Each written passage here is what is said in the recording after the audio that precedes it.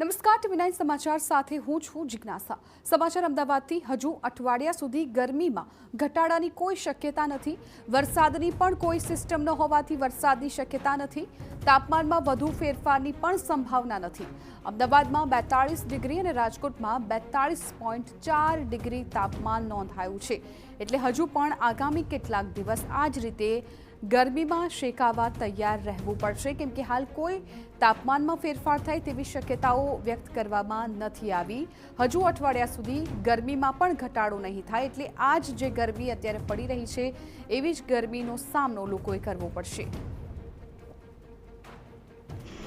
चल रही है हमारी गुजरात के ऊपर, तो कोई विशेष सिस्टम अभी गुजरात के लिए नहीं है और हम उम्मीद करते हैं कि अगले 7 दिन तक पूरे गुजरात में मौसम लगभग आमतौर पे शुष्क रहेगा।